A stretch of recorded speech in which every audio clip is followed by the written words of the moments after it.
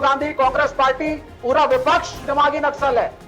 हम सेपरेटिस्ट नहीं है, हम अपने देश से प्यार करते हैं। और आप इसको लेकर बहुत गर्व महसूस कर रहे हैं विवेक जी, ये कहते हुए आपको बहुत गर्व महसूस हो रहा है। काउंटर करना है प्राइम मिनिस्टर ने, नहीं, प्राइम मिनिस्टर को काउंटर करना है तो आप बोलिए मैं दिमागी नक्सल हूँ, और बहुत गर्व के साथ बोलिए कि मैं दिमागी नक्सल हूँ। सोशल मीडिया पे हर बच्चा कह रहा है। सर सोचिए, अरे सर ये तो आपने बोल दिया कि बच्चा, हर बच्चा कह रहा है, हर बच्चा अपने आप को नक्सली बता रहा है। Social media.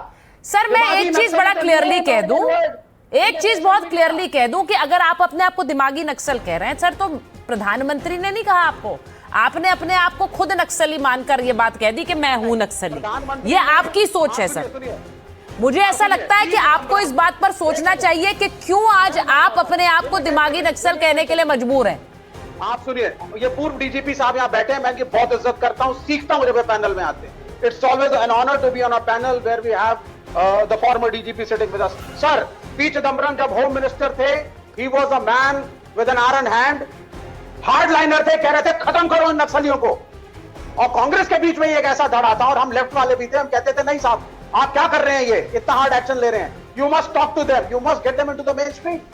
उस तरह का हार्ड लाइनिंग होम मिनिस्टर जिसने इतने हमले कराए नक्सलियों पे, उसको हेमंत बिस्वा शर्मा अगर आज खड़े होकर के कहते हैं कि ये दिमागी नक्सल नहीं, ये तो असली में नक्सल है, is it not unfortunate?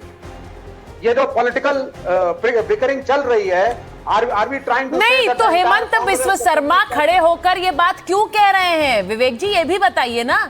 Hemant Biswa Sharma उस बात पर रिएक्ट कर रहे हैं जो खुद पी चिदम्बरम ने कही, जब वो कहते हैं मैं हूं दिमागी नक्सली। उन्होंने पहले शुरुआत की, उन्होंने अपने आप को उस खाके में डाला, उस ढांचे में डाला कि मैं दिमागी नक्सली हूं। क्या उनको किसी ने उस कटघरे में खड़ा किया था? नहीं खड़ा किया, वो खुद खड़े हो गए आकर। मेरा सवाल ये है, अब एक मिनट रुक जाइए, मुझे अभिषेक जी के पास, अनुपम जी से बात करूंगी ना, मैं पी चिदम्बरम जी के बारे में बात करनी है तो मैं उनसे बात करूंगी। पहले मैं एक बार डीजीपी सर के पास जा रही हूँ। डीजीपी सर, ये जो बात बार बार कही जा रही है दिमागी नक्सल कह दिया, क्या प्रधानमंत्री ने किसी को नहीं कहा? लेकिन ये क्यों कुछ लोग अपने आप को एक दिमागी नक्सली की श्रेणी में खुद डाल रहे हैं? क्या कुछ ऐसी सोच रही कि दिमागी नक्सल के बारे में वो अपने आप को उस खाके में फिट पा रहे हैं? कौन है दिमागी नक्सल सर, जरा हमारे दर्शकों को बताइए। सुचरिता जी नमस्कार। हमारे विद्वान पैनलिस्ट को और राजनीतिक मित्रों की विद्वता को हल्के में मत लीजिए। ये बड़े पारंगत और विद्वान लोग हैं और बातों बातों में आपको ऐसा घुमा देंगे कि आप असली मुद्दे से भटक जाइएगा। श्री विवेक श्रीवास्तव जी ने बड़ा सार्वजनिक प्रश्न किया है, मैं प्रश्न का उत्तर प्रश्न से ही देना चाहूंगा। इन मेरे प्रश्नों का जो उत्तर हाँ में दे वो 100% नक्सल है। कौन लोग इससे सहमत है? कश्मीर की आजादी तक जंग चलेगी, भारत की बर्बादी तक जंग चलेगी, हिंदुस्तान तेरे टुकड़े होंगे, इंशाअल्लाह अफजल हम शर्मिंदा हैं, तुम्हारे कातिल जिंदा हैं, कितने हिडिंबा मारोगे हर घर में हिडिंबा निकलेगा। इससे जो सहमत हैं वो अपने मुझे न बताएं, अपने दिल में समझ ले कि वो 200% नक्सली हैं, अर्बन भी और जंगल वॉर के लिए तैयार। और जो कहते नहीं हम इसका घोर विरोध करते हैं, वो केवल औपचारिकता निभा रहे हैं, कॉस्मेटिक्स कर रहे हैं। इतने विद्वान लोगों से मेरी हैसियत नहीं कि मैं कुछ सवाल करूं। मैंने एक प्रश्न जाहिर कर दिया है, इसका उत्तर अंतर मंथन करके आप दें। और मैं समझता हूं जो इस सवाल के साथ हाँ में खड़े हैं उनका वास्ता फिर बहुत जल्दी पड़ेगा आईबी से और पुलिस और सिक्योरिटी एजेंसी से। तो सुचेता जी, हम ये देखना चाहेंगे कि किन लोगों ने, अनुच्छेद 370 है, पार्लियामेंट से पारित कानून है वो, और अगर पार्लियामेंट ने, पूरे संसद ने और पूरे देश ने इसको किया है, आपका मतभेद अगर है तो मतभेद अपने पास रखिए।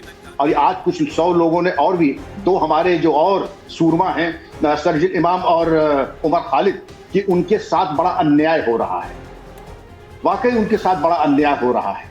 उनके साथ होना ये चाहिए था कि ऐसे लोग जो कहते हैं कि जहां पर ये चिकन स्नैक से भारत को अलग कर देना चाहिए, जो 2020 के दंगों में 2019 के दंगों में हमारे महिला पुलिसकर्मियों पे आक्रमण करें, उनको किस प्रकार की उदारता, उनके साथ आप क्यों खड़े हैं? 25,000 हमारे कैदी ऐसे जिनकी उम्र 60 साल से ऊपर है, उनके बारे में एक शब्द नहीं, क्योंकि उसमें लाभ नहीं। हमारे राजनीतिक मित्र जहां बात करते हैं बिना लाभ के कोई बात नहीं करते हैं, अनावश्यक अपने ऊर्जा का ह्रास नहीं करेंगे। समय और संसाधन उन्हीं के लिए जहां हमें भी तो कुछ मिले। अगर हमें कुछ मिलेगा नहीं, इन 60,000 आदमियों औरतों के लिए, अर्धविकसित लोगों के लिए हम क्यों बात करें? शर्जिल इमाम के बारे में बात करना है क्योंकि हो सकता है वो हमें ममदानी से मिला दे, हमें उमर खालिद से बात करना है क्योंकि हो सकता है कि हमें ममदानी से मिला दे। यहाँ जहाँ कुछ मिलना नहीं उनके बारे में समय क्यों हम बर्बाद करें। अब विवेक जी मुझसे बड़ा मतभेद करने लगता है, मेरे बारे में ओपिनियन अब रिवाइज कर लेंगे तो अच्छी बात है, लेकिन सुचेता जी मैं ये चाहूंगा नहीं बिल्कुल नहीं, वो नहीं होगा सर। हम आपको अपने से बड़ा मानते हैं, learn from you and that will always be there. नहीं, मैं एक बार सर मेरा question Vivek ji, I know you are always full of questions, लेकिन मुझे पहले अनुपम जी, हर्षवर्धन जी के पास जाना है, मैं वापस आती हूँ आपके पास, अभिषेक जी के पास जाना है। मुझे ये बताइए अभिषेक जी, आज आपके नेता क्यों कह रहे हैं कि मैं भी नक्सली हूँ, मैं भी दिमागी नक्सली हूँ? अच्छा, आप भी हैं सुचेता जी? चलिए, अब आपके नेता हैं तो आप भी हैं, आप अलग थोड़ी बात कह सकते हैं। बिल्कुल, हाँ। आप मुझे बोलने दीजिएगा। सुचेता जी, मैं अभिषेक तिवारी डंके की चोट पे कहता हूं कि मैं दिमागी नक्सल हूं। क्यों? क्योंकि मैं सरकार से सवाल पूछता हूं। क्यों? क्योंकि मैं किसानों की आवाज बुलंद करता हूं। क्यों? क्योंकि हम जेएनजीओ की आवाज को उठाते हैं। क्यों? क्योंकि जो जेएनजी का अधिकार था उनके साथ कंधे से कंधे मिला करके उनकी आवाज को बुलंद करने का कार्य किए। क्यों? क्योंकि हम महिलाओं की सम्मान की बात करते हैं। क्यों? क्योंकि हम सरकार से सवाल पूछते हैं कि एजुकेशन को जो आप लोगों ने बर्बाद किया वो कैसे ठीक होगा। हम क्यों? क्योंकि हम सरकारी अस्पताल की आवाज उठाते हैं, आम जनमानस की आवाज उठाते हैं, इसलिए हम लोग दिमागी नक्सल हैं। आज देश के अंदर दो ग्रुप है, एक दिमागी नक्सल लोग हैं जो सरकार के अहंकार को खत्म कर दिए, जो सरकार की तानाशाही को खत्म कर दिए, जो तानाशाह को झुका दिए। दूसरी तरफ महामानव लोग हैं, नॉन बायोलॉजिकल लोग हैं, 56 इंच का छोटा बंदर वाले लोग हैं, तड़ीपार लोग हैं और दिमागी पैदल लोग हैं। ये वो लोग हैं जो अमेरिका के सामने घुटने टेक देते हैं, ये वो लोग हैं जो ट्रंप के सामने घुटने टेक देते हैं, ये वो लोग हैं जो पाकिस्तान के यहाँ जाकर के बिना बुलाए बिरयानी खाने का कार्य करते हैं, ये वो लोग हैं जो पाकिस्तान के लोगों को। तो अभिषेक जी, ये कहिए ना, आपको सीधे सीधे प्रधानमंत्री और बीजेपी पर हमला बोलना है तो आप दिमागी नक्सल बन गए।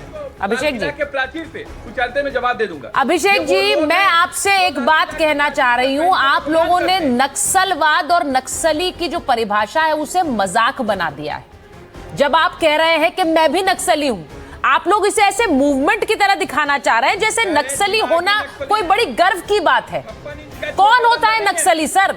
जिन लोगों ने अपनों को खो दिया ना सर, उनसे पूछ लीजिए कि नक्सलवाद की समस्या कितनी भीषण रही, कितने हमने मासूमों को खोया नक्सलवाद के चलते, और आप लोग इसे मजाक बनाकर कह रहे हैं हम भी नक्सली हैं। आपको बड़े गर्व के साथ ये बता रहे हैं सर। नक्सलवाद की समस्या से जोड़कर ही उन्होंने जो दिमागी नक्सली की बात कही, आप प्रधानमंत्री और बीजेपी पर हमला बोलिए, लेकिन मैं भी नक्सल ऐसे आप बोल रहे हैं जैसे बहुत गर्व की बात कर दी आपने।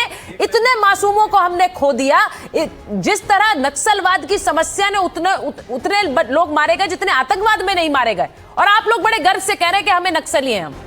अब हर्षवर्धन जी, मैं एक चीज आपसे पूछूंगी। महबूबा मुफ्ती कह रही, क्योंकि वो कह रही मैं तो 370 को सपोर्ट करती हूं, पर अरविंद केजरीवाल क्यों कह रहे हैं भाई?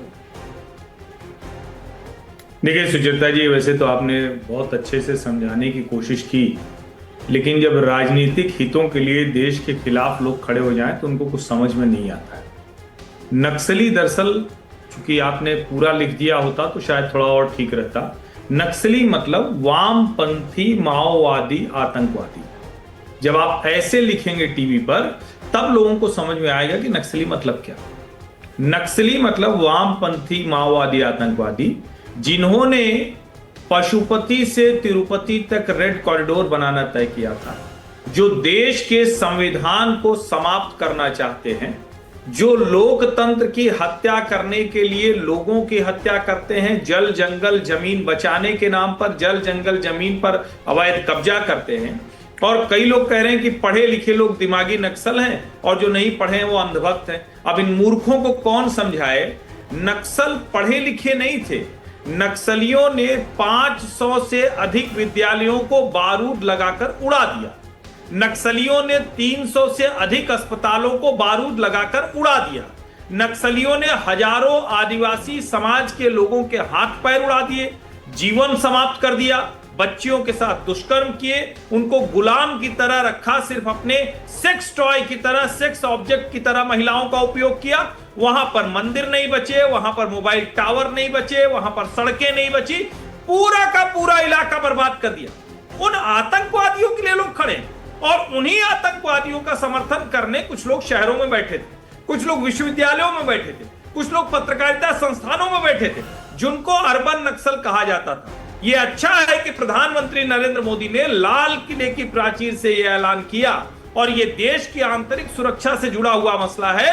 नक्सलवाद को समाप्त जिस तरह से गृह मंत्री अमित शाह ने लक्ष्य तय करके किया, वो जरा उन लोगों से पूछिए, उनके गांव में जाइए, उनके घरों में जाइए, जिनके विद्यालय शुरू हो गए, जिनके लिए जीवन शुरू